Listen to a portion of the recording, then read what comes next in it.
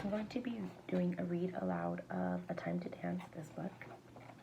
I'm going to be doing a few pages, and they're all in like poem form. So here's the first one, Unequal. Kamini follows me out of the classroom, tears gushing down her cheeks like a tap turned on full force. I don't need anyone's pity. Don't feel sorry for me, Kamini. I'm still your equal, even with one less leg. No, her lips tremble. We aren't equal. You're a better person. I'll be a better dancer too, I say. She doesn't seem to hear me. She's sobbing too loudly. I hate how she's making a scene out of my misery. I'm the one who should be crying. Still, it feels cruel to do nothing but watch tears wreck her body. I reach out and pat her back until she stops shuddering. Looking at me, she twiddles the free end of her dance sari. After all these years of ignoring me, she seems to want to start a conversation, though she doesn't know how. The skin under my leg hurts so much, I'm scared I'll start crying. I wait for her to say something, until I'm too tired to control my tears any longer. Hoping she can't see them rolling down my cheeks, I wobble away as fast as my pain lets me. Okay, next one, Touch Lost. Pa, Ma, Pati, Sandra all ask, how does the new leg feel? I don't point out that their question misses a point. Even this new leg doesn't feel. I won't ever feel 5 of my toes, my ankles, my instep, my heel. My right foot will never tell me if the floor is wet, dry, hot, cold, flat, sopping, rough, smooth, bumpy, slippery. My right leg has lost touch with the world. But when they ask, I say amazing. But it seems amazingly better than the old trial limb, and because I know that's the answer they need to hear. Okay, and then the next one is The Pain of Losing. At home, I find Pati in her wicker chair, rubbing her temples, looking as though she has a headache. I fetch the sesame oil to massage away her pains, the way she'd do mine. Aka says I need to show the pain of humanity better, though I'm only on stage for a few minutes in the first role. And she cast me a Gutami, I don't know why, given she isn't pleased with how I played the first role. Pati says losing someone you love probably isn't so different from losing a part of your body. I doubt many other students know pain as well as you do. Okay, the next one is Holding On. For 12 days, priests light a ceremonial fire in the center of our hall. For 12 days, priests guide Pa as he performs Pati's final rites. They pray to Shiva, creator of worlds, destroyer of evil. He is bliss, they say. From joy were we made, by joy do we live, and unto joy do we return. Pa mouths the prayers. I can't tell if he takes any comfort in them. The words fall with dull thuds on my ears. On the 13th day, Pa's family from far away joins us. We feast together, and then they leave, and the priests leave. Pa says it's time we collected all of Pati's things to give to the poor. But when he comes to my room to take Pati's trunk away, I throw myself over it. Shouting no, tears burst out of me. It's the custom, Pa says gently. Giving her things away to charity is a tradition she'd want us to follow.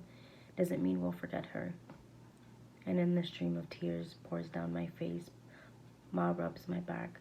Pa returns the trunk to its place under Pati's bed, but I can't stop sobbing. Okay, the next one is Visitation. A ghost visited me that night, not Pati. I'd have welcomed her. Instead, the lost length of leg beneath my knee prickles, an invisible reincarnation taunting me. Worse than any ghost story Pati told, this haunting phantom flesh. My moans bring Pa and Mon rushing to my bed. They can't exorcise my pain. Not even Pati could. But I long to feel her touch.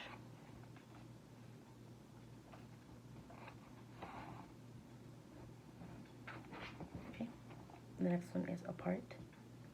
The evening of our performance, as a minor player in the large sweep of a dance production, the nervousness I feel is not for myself, but for Jovita, who is in the lead, and for Rahika and all the others who stay longer on stage than I do. Arka lights a lamp backstage and we bow to it.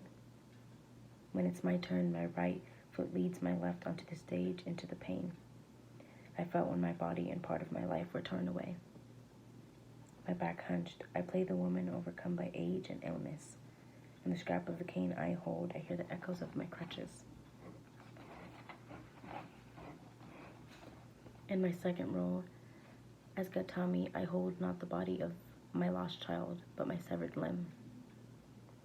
When Gautami is comforted by strangers, I hear the words strangers said to me after Pati's death, and I feel a sense of peace. Danam Aka nods and gives me a quick pat on the shoulder.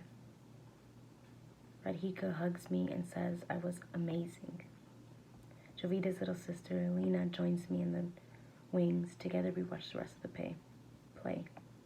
And at the end of the evening, Jovita leads me on stage with him, ahead of the rest of the cast, despite my minor role. Standing together in a group, we press our palms together and bow our heads to salute the audience. When our shared applauses comes, it feels like being part of a winning cricket team, only far, far better.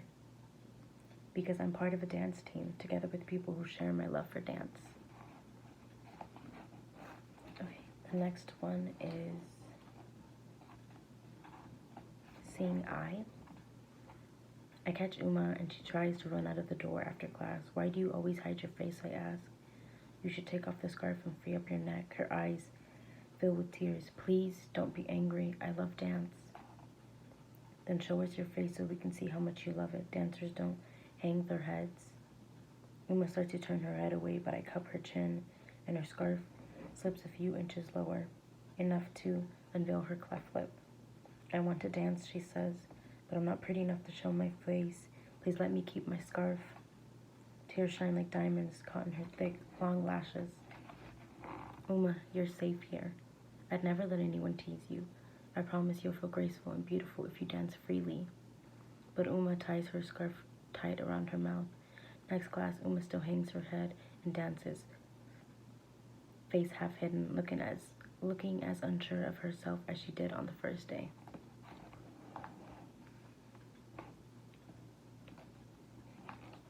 Okay, the next one is Strength. Jovita arrives only a little late, apologizing as usual. I hate studying, he adds quickly. I miss being with you like we used to. Wish I could study less and dance more. He misses being with me? Jovita Aka gives me tickets to a dance recital. Can you come? Without even checking his calendar, he shakes his head. I'm sorry, Vita. I wish I could. My parents wouldn't understand if I took an entire evening off for a dance concert. Not right now. After those magical moments we shared by the lotus pond, both hearing the same music in our minds, after dancing so close together at Rahita's party, was I wrong to feel our friendship was deepening into more? Vita, I'm so behind on mathematics. I have so much to catch up on. I love dance, but it isn't my life. Jovita sounds like he's reading a speech written by someone else, trying to convince himself it's true, and failing. What is your life, Jovita? Jovinda? Whatever your parents tell you it should be. Vita, please try to understand, he pleads. I like you a lot, but I'm not like you. Didn't I want Jovinda to say he liked me? Shouldn't I be happy? But the moment feels all wrong. I want him to repeat it. Say it strongly. Wanting him to reassure me that he likes me enough, that he'll never give up on our time together. I say, I can work on my own, Jovinda, so you'll have more time to study, but my words don't work the way I want. Jovinda nods, says softly, it's probably good for you to work on your own for a while. We'll still find ways to meet, I promise.